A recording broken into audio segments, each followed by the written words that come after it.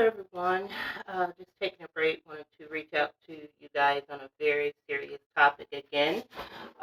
Welcome to Salon Life TV on YouTube and Facebook. And Son from Facebook is bringing you a little Carmen Miranda today. Just kind of taking it easy and a little laid back. You can also find me personally on Instagram at Twitter, Miss B the Teacher, or by my government name on LinkedIn, Monica Boglin. Coming to you with a very serious topic on things that just as of recent, again, broke the news in Texas. And again, where it affects us in the salon industry. So as the topic says, salons and sex trafficking, or sex trafficking and salons. It's happening more than what we would like to admit, more than what we would care to admit, because until we fix our humanity, we will never be able to even encompass, engage, talk about, even be remotely compassionate to another human being and what they're going through. Until we fix our own spirit, our souls, until we fix who we are and what we do here in America at our core. And that is our humanity. There is absolutely no reason that one human being's life is more or less important than another's when they are going to be treated as little more than cattle, a little more than where this is today, actually modern day slavery. Okay, so with regards to the link, I will put in the bio that individuals were arrested in a total of 4, I believe. These owners owned 1 nail salon, I believe 3 massage parlors. So again, with my history, 28 years in the industry, I can remember being close, but not, at the doorstep of it. It was close enough in my backyard.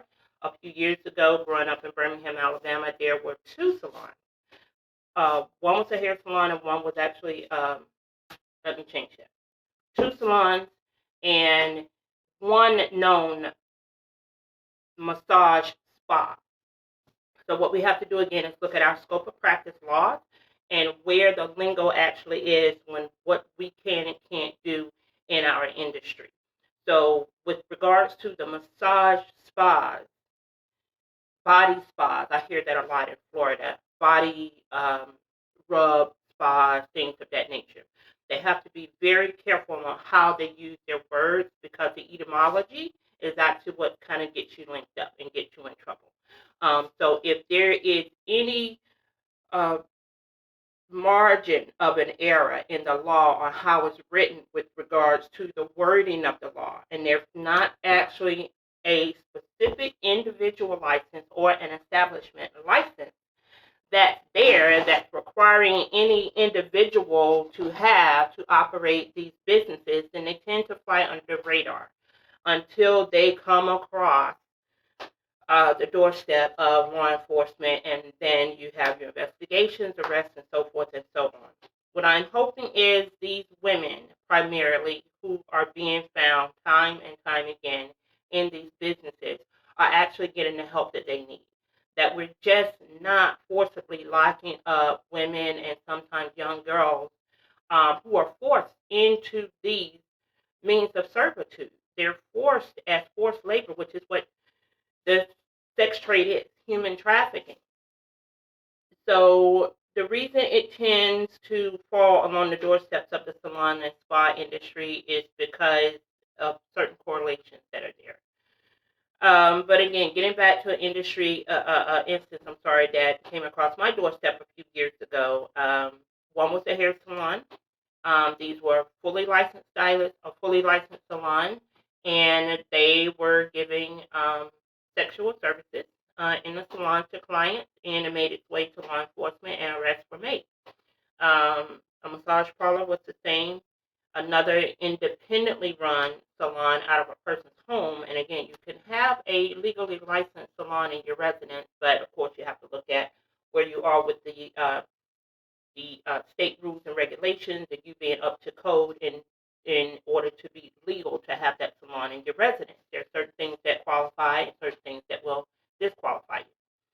and there was another massage spa. These places were unregulated massage establishments, and massage establishments, by and large, are separately licensed establishments from hair salons and barbershops. So what you have to do is go, if you see most of people working in the larger spas that have these different avenues, you literally have to have appropriate licensing for every entity of service that's going on there. So these places were not offering any massage, body work, anything in kinetics, nothing in kinesiology, nothing remotely therapeutic. So it was nothing more than just come in and pay to take a shower and sit in the bathtub, and we're going to rub on you. But where we rubbed on you and what we did for you to get rubbed on, and that's what you paid for. So again, it's considered a form of prostitution. Where we are now is having to understand that prostitution, we have got to stop victimizing women about prostitution when it comes to sex trafficking and human trafficking. So getting to my point of where the correlation is, I'm going to refer to my notes here. Sex and the human trafficking industry in and of itself is a very large industry. And from my notes, researching from at least 2014 on, once you had organizations that are really getting on board, keeping up statistics, they look at any of their undercover investigative work. They're looking at things that are happening with regards to the amount of money that the clients are paying, the women that are being forced into labor, these pimps. They come from out of the country sometimes under the pretense that they're being visaed in when they're actually being brought in under a means of servitude, financial servitude. And it could be $20, $30, $40, $50,000 that these people tell these young women and girls primarily that it's going to cost for them to leave their homeland to come to the United States, and they have to work this money off. In the instance, we're going to put you to work in a salon, we're going to put you to work in a spa, but in the instances that there's no work going on in the salon or the spa, and you're not really there to do those type of services, then this is what you have to do. So the salon and the spa becomes the roots. It becomes the wash, basically. It becomes where people wash their money. Money laundering charges are coming down on a lot of these traffickers. Um, um, how they transport individuals, no different than how they transport drugs from location to location, and it's really and truly something that we all have got to learn to keep an eye out for. So some of my notes here say from as far as 2014 on, let me change that because I want to change the sex industry to let people know that this has nothing to do with legalized forms of the sex industry, which may be your porn industry, strip clubs, legal escort services out in Nevada, your bunny ranches and all of that. We're not talking about that. We're talking about people who are illegally being held against their will in one form of another for bondage. So let me get back to that real quickly and just kind of give out a general definition of where people think human trafficking is and what the law actually considers it to be. Human trafficking is the trade of humans for the purpose of forced labor, sexual slavery, or commercial sexual exploitation for the trafficker or for others, depending on the organization. This may encompass providing a spouse in the context of a forced marriage, not a mail order bride, but a forced marriage, or the extraction. Oh my gosh, this is really is what how tragic this particularly is. And I knew that there was an industry for this as well, but again, it being tied into the industry where people are being forced in against their will, the violence, the threats, the acts of violence, and literal torture that people are going through when it comes to sex trafficking. This may encompass providing a spouse in the context of a forced marriage or and it's really even hard for me to say this because I know what I deal with as a survivor of lupus. It may or may not ever be one day that I'm going to need a kidney transplant. For that being said, I, under no circumstances, would ever want to be the recipient of someone else's bodily organs by force, and that is part of what this definition is. This may encompass providing a spouse in the context of a forced marriage or the extraction of organs or tissues including for the purpose of surrogacy or ovule removal.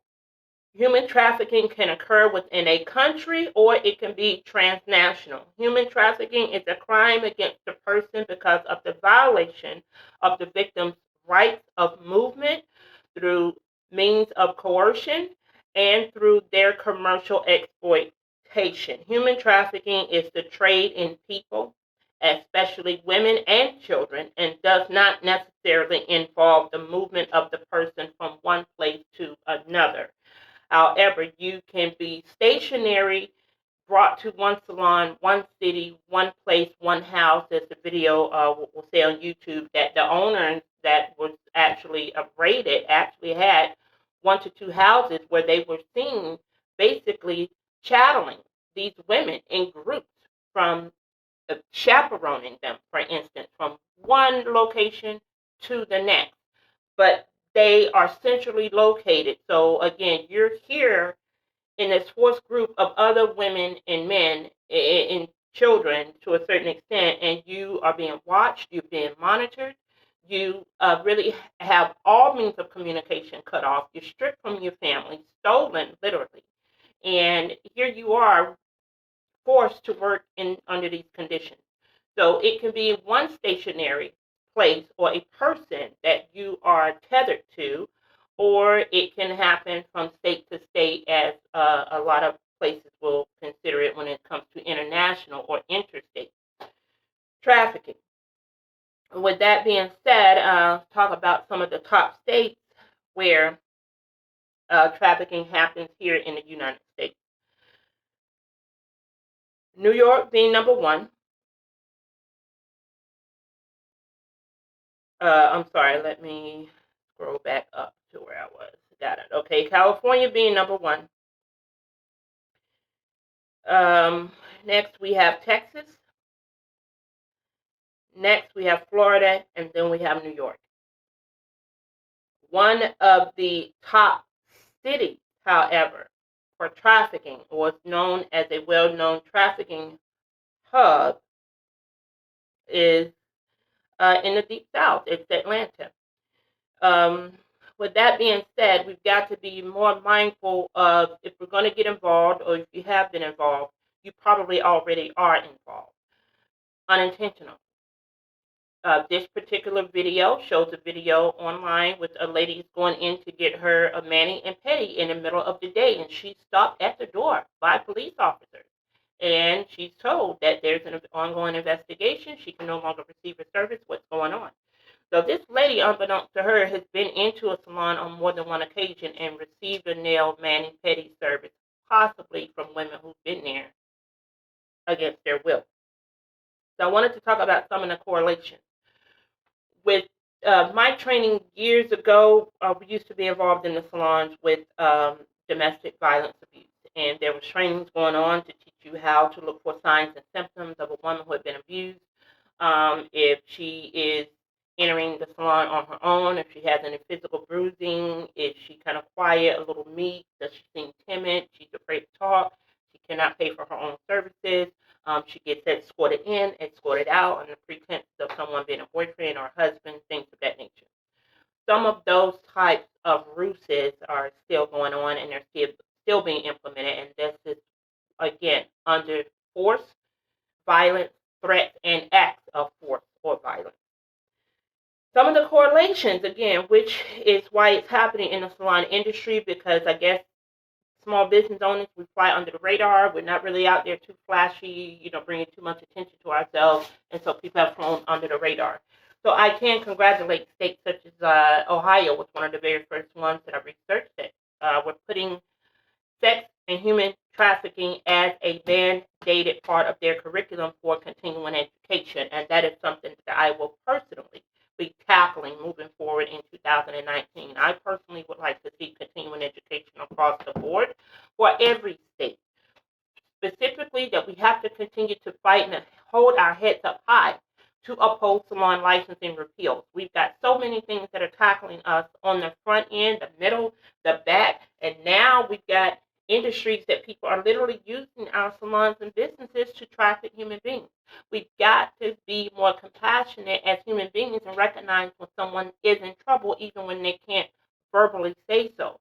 So you can get the type of training that will help you recognize that. So if you see something, say something.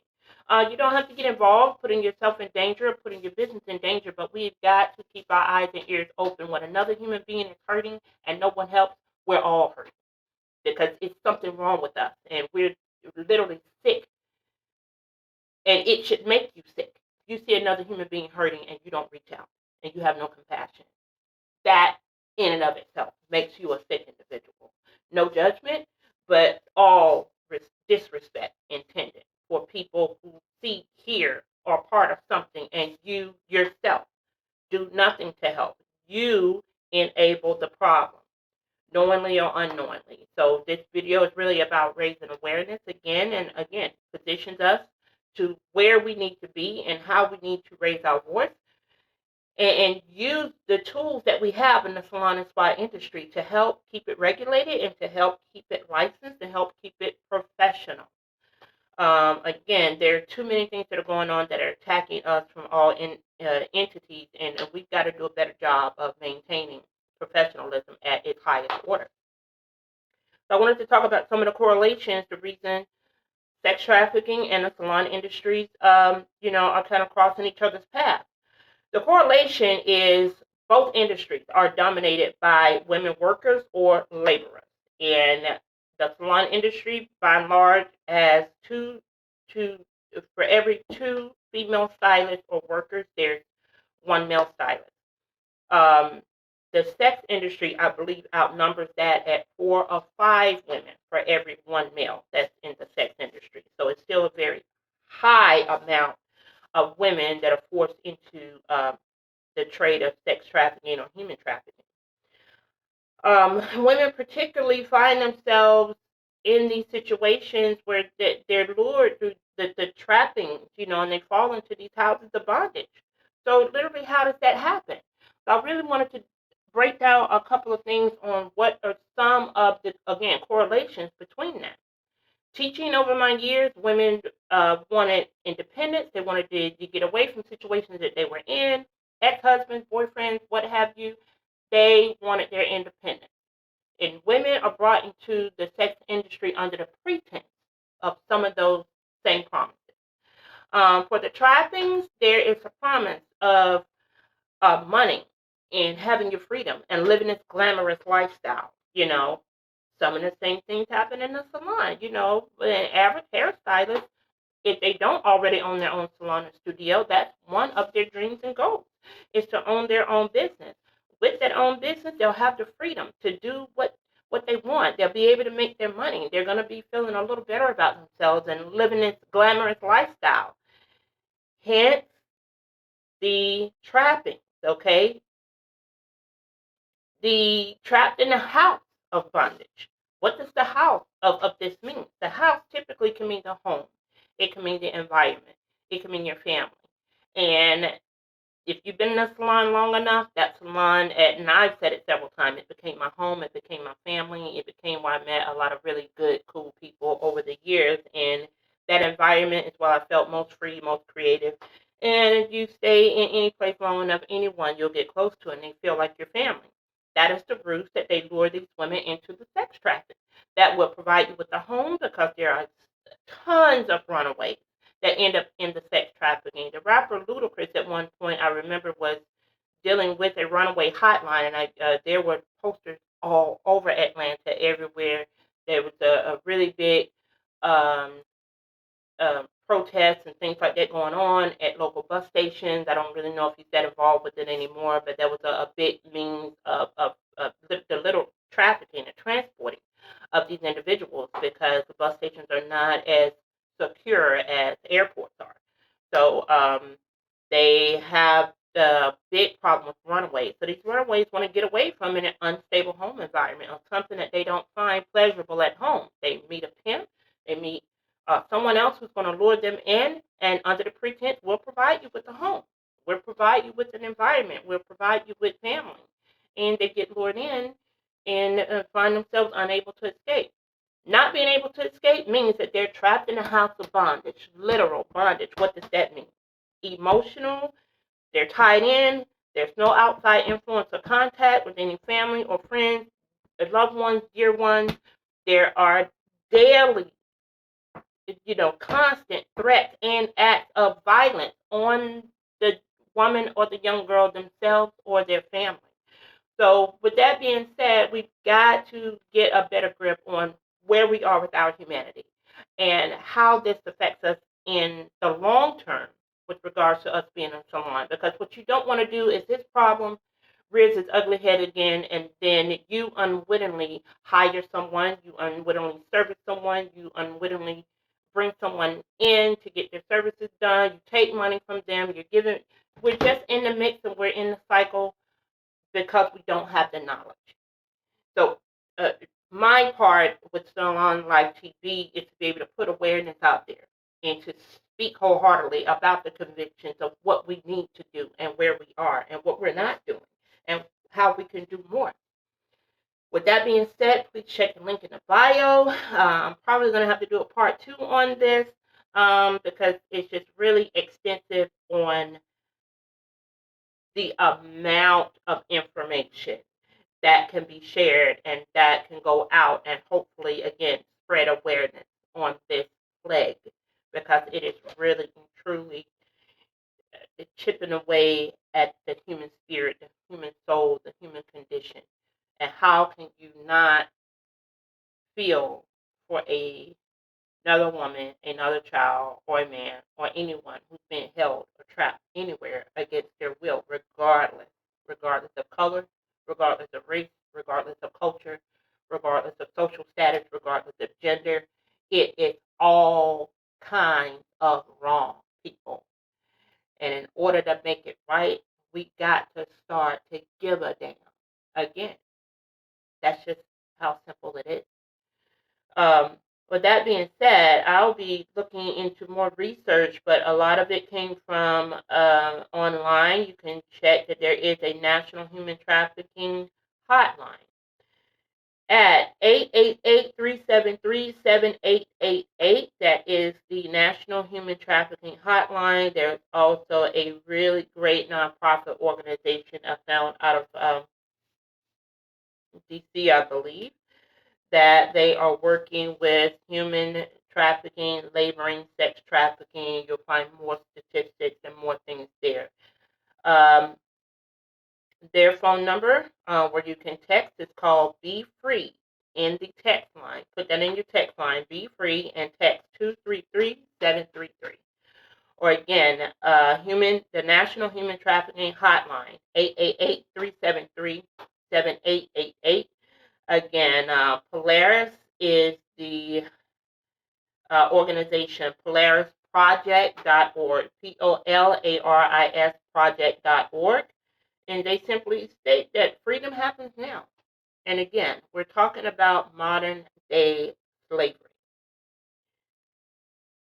for no other purpose other than financial gain. And that's all slavery has ever been about.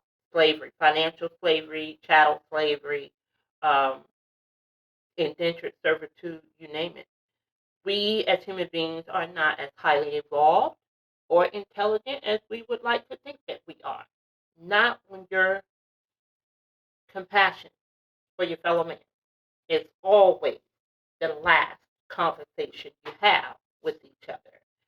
So we've got to get back to just being human beings. We've got to get back to being compassionate people. We've got to get back to having your eyes and ears open. God forbid it is ever your child, your sister, your mother, your aunt, your grandmother's stories I'm hearing from places in parts of Africa. Older women, grandmothers are being targeted for rape because the consensus is she's older, she's not having sex that much, so she is on the verge of being a virgin. And with that being said, you having sex with a virgin, it cleanses these men of their STDs and sexually transmitted diseases. And again, people, we got to do better. We got to do better. Again, I'll probably be doing a part 2 where I could get more in depth with regards to safe havens. Um, there's something in North Dakota I'm looking at that was a safe haven project something in Mexico that was a safe haven was actually a salon itself that was actually used as a ruse or a front for a nonprofit organization and a safe house that they were able to get women in at like low rock bottom prices, like $5 to come in and get your hair done. Getting these women to come back in with very low prices and trying to, at that point, be very um, covert in having conversations with women and getting them pulled out of this industry. So there needs to be a lot more done. I personally am looking into pursuing opportunities of where there is a fault or there is nothing supporting continuing education in certain states with cosmetologists and barbers, and this needs to be a part of regular conversation. As with anything else that could possibly come through the door or sit in our chair or at the shampoo bowl or get their nails done, when it comes to the salon and spa industry, this is why we need to maintain regulation, people. Again, change.org, hashtag oppose salon licensing repeals. Please go to the website, sign the petition. I'm sorry, I started it a few months ago. Would love to get more followers. Would love to get more people signed on. And for those of you who seeing the video, please like, subscribe, hit the notification bell. I'm really and truly trying to make sure that Salon Life TV stays in your face and it's bringing you the real when we don't want the real. It's some things you're going to agree with, some things you're going to disagree with, but this topic right here, right now, is not going away. $150 million annually is being spent on human trafficking.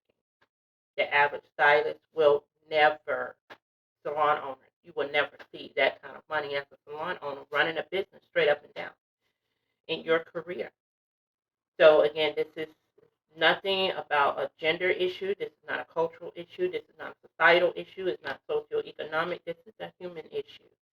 And just when you think you're safe, you're not safe. Um, so please, again, go to Salon Life TV at YouTube. If you're already here, thank you for signing in. Check us out, Salon Life TV, Facebook, Oya Osan, that's me, Facebook. Miss B the Teacher, THA with an A, Miss B the Teacher on Instagram and Twitter. LinkedIn, Monica Boglin.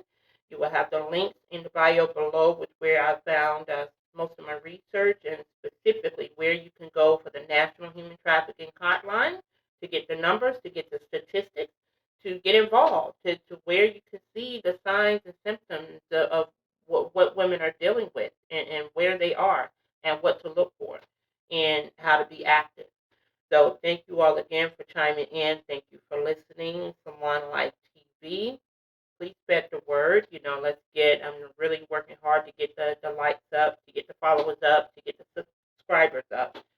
Again, we listen to so much every day when it comes to just random gossip and this and that. I wanted this channel to be, again, advocacy, education, awareness, enlightenment for licensed professionals and consumers as well. We need to really pull together to safeguard our industry. And thank